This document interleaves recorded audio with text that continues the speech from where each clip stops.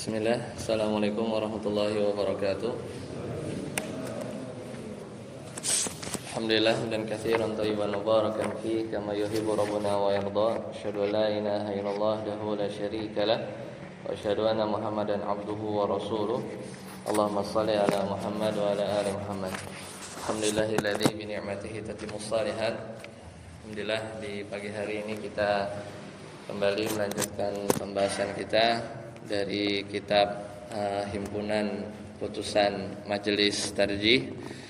Ya, sekarang kita masuk di pertemuan yang ke-19 ya, ke-19 terakhir di tanggal 13 Juli ya, terakhir ya untuk HPT kita sudah membahas tentang muqaddimah ya, muqaddimah dari Kitabul Iman ya, Kitabul Iman dalam kitab HPT ini ya. Jadi mana ini sebenarnya ditulis oleh para ulama kita tahun 1929 ya, tahun 1929 di Solo, waktu itu kongres ke-18.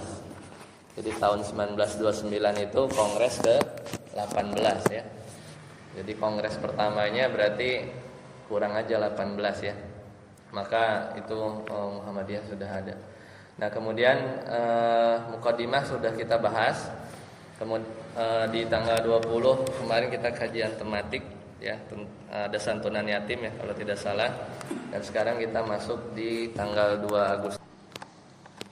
Nah, kemudian wasifatihi wa af'alihi, dan Allah Subhanahu wa taala juga esa ya di dalam sifat-sifatnya dan di dalam perbuatannya. Ya, dalam perbuatannya. Jadi ini bentuknya poin-poin. Tadi dari poin pertama bahwasanya Allah Subhanahu wa taala adalah yang menciptakan segala sesuatu, wa huwal wajibul wujub, keberadaannya memang harus ada ya, harus ada. Wal awwalu bila bidayatin wal akhir, dia yang paling awal, tidak ada akhir. Wala yushbihu syai'un minal kainat, enggak ada yang sama dengan Allah Subhanahu wa taala.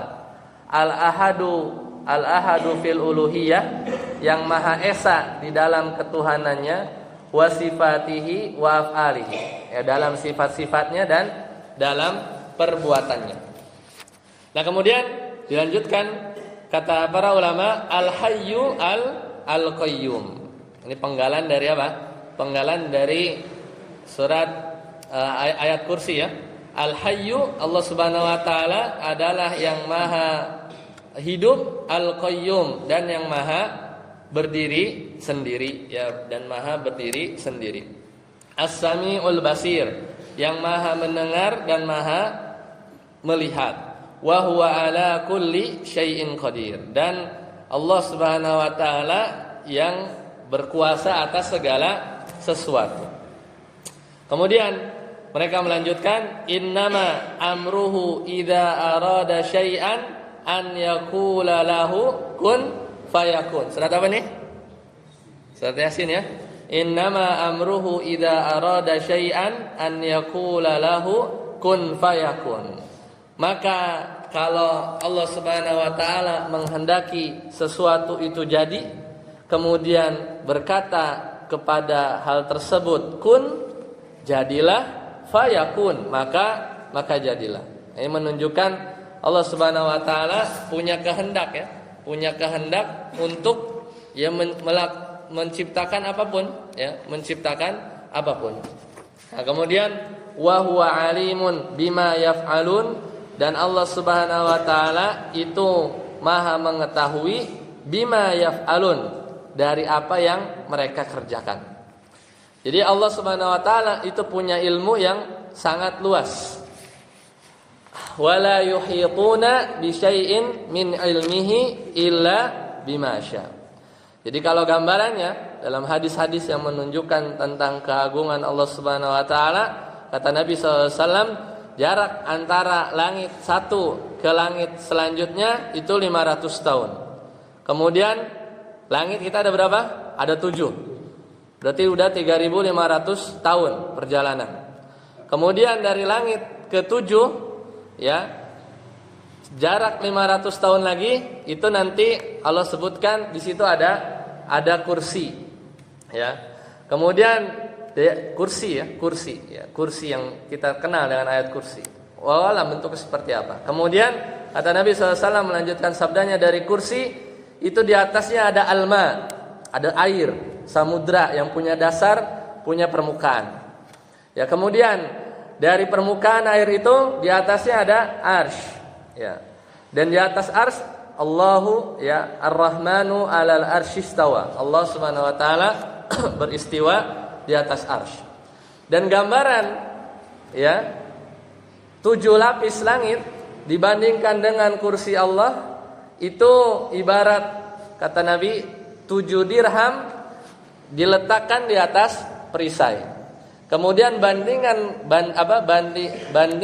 dari kursi dengan alma ya itu seperti biji sawi itu diletakkan di padang pasir. Jadi sangat kecil ya, sangat kecil. Dan itu menunjukkan bahwa dunia ini atau alam semesta ini sangat luas. Makanya benar Allah Subhanahu wa taala disebut Allahu Akbar, Allah Maha Besar. Bayangkan Allah ya, kita ini kecil dibandingkan Allah Subhanahu wa taala. Maka tidak ada yang luput ya. Tidak ada yang luput dari ilmunya Allah, baik fisik, baik yang ada di hati kita, karena kita itu sangat sangat kecil. Makanya Allah Subhanahu wa taala bilang wa huwa alimun bima yaf'alun. Pasti tahu apa yang kalian kerjakan. Mau yang mau bersembunyi di malam hari di lubang semut yang enggak kelihatan, Allah tahu. Bahkan yang ada di hati juga Allah tahu. Kemudian kata para ulama melanjutkan al-mutasaffi bil kalami wa kulli kamalin. Yang Allah Subhanahu wa taala ini bersabda punya sifat kesempurnaan.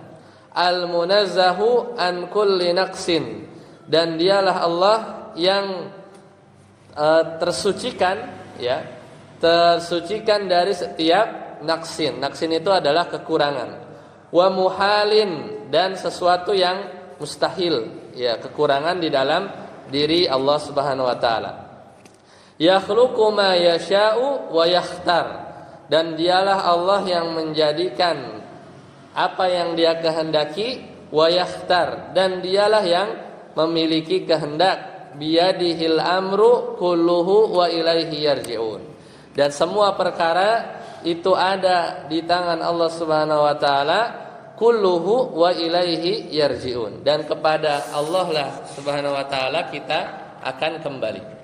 Nah, di sini poin-poin yang memang inti dari keimanan ya udah dituliskan oleh ulama kita di sini.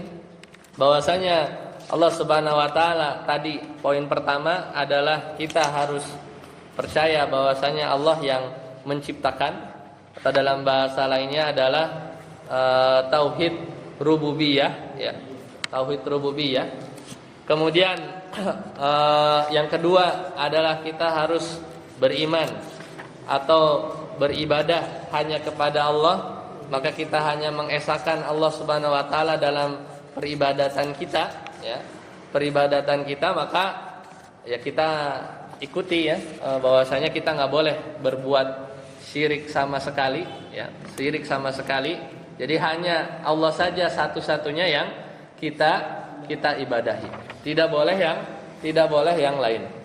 Ya, tidak boleh yang lain.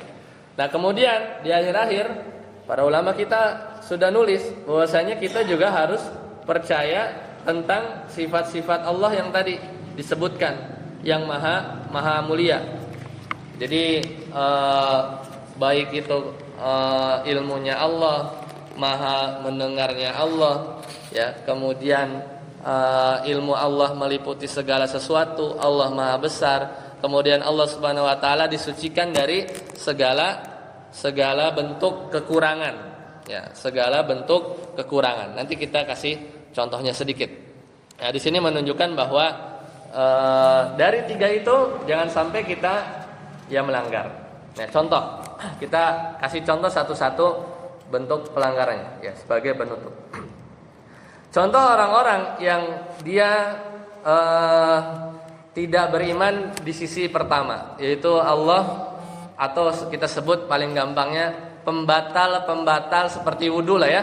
Wudu kan punya pembatal ya, kentut ya. Kemudian ya kita punya hadas kecil atau besar ya. Sama ya. Di bab keimanan kemudian kita mudahkan supaya menjelaskannya mudah. Tadi di rububiyah, kemudian di uluhiyah dan asma wa sifat kita sebutkan contoh pembatal-pembatal di masing-masingnya ya. Jadi kalau kita lihat atau mungkin kita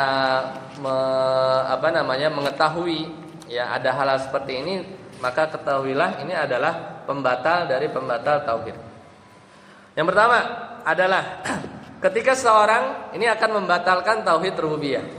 Ketika seseorang dia meyakini bahwasanya ya dirinya itu bersatu ya dengan Allah Subhanahu wa taala. Ya, mungkin ada ya. Mungkin ada. Kita banyak ya dan enggak sedikit. Yaitu yang memiliki keyakinan misalnya wihdatul wujud. Ya. Ketika dia meyakini dirinya itu atau kebalikan, Allah ada dalam dirinya atau kebalikannya lagi dirinya itu bersama dengan Allah Subhanahu wa taala. Maka ini ya akan membatalkan ya tauhid rububiyah. Ya akan membatalkan tauhid rububiyah.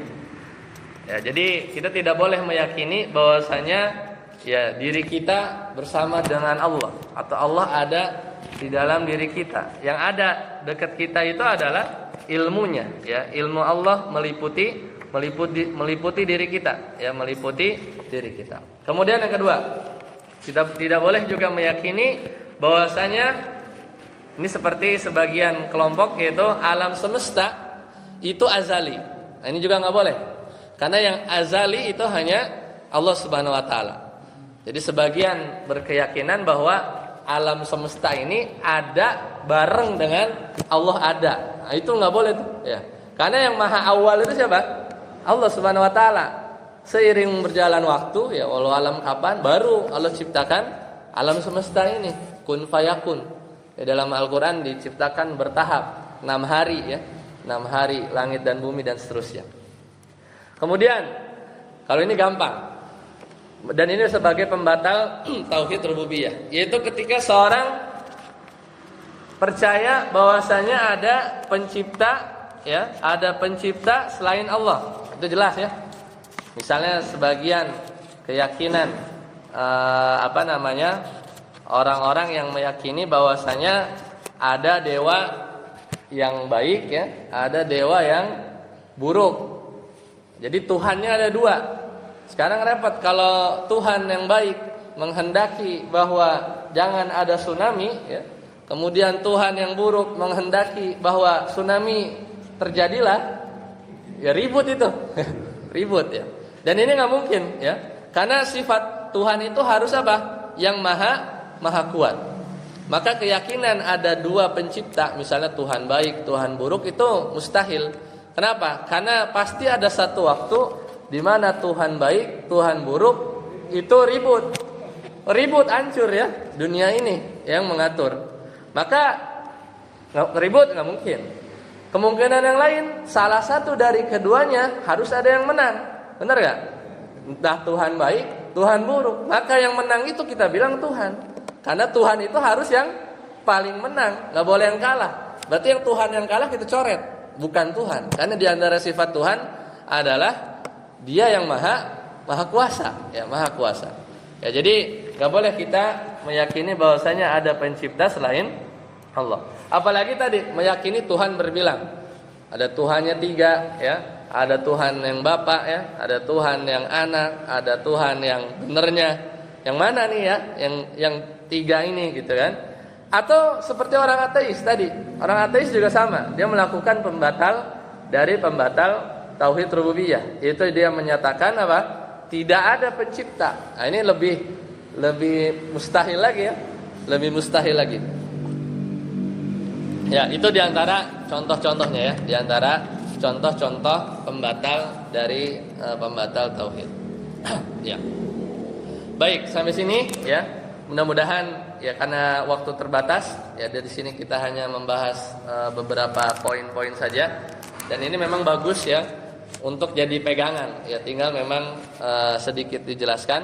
Ya insyaallah nanti di pertemuan selanjutnya kita masuk ya ke pembahasan tentang iman kepada malaikat ya. Iman kepada malaikat kita lihat dari catatan yang ditulis oleh para ulama kita di kitab HPT. Apa saja yang harus kita pegang ya dalam mengimani bahwasanya adanya malaikat. Sampai sini silakan jika ada pertanyaan dipersilakan.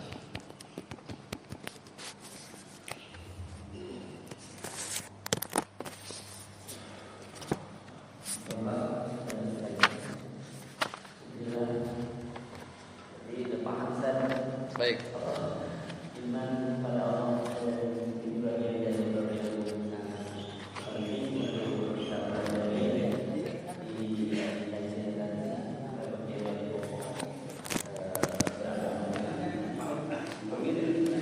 Ya baik, kalau tidak ada kita cukupkan. Subhanakallahumma bihamdika asyhadu an la ilaha illa anta astaghfiruka wa atubu ilaik. Wassalamualaikum warahmatullahi wabarakatuh.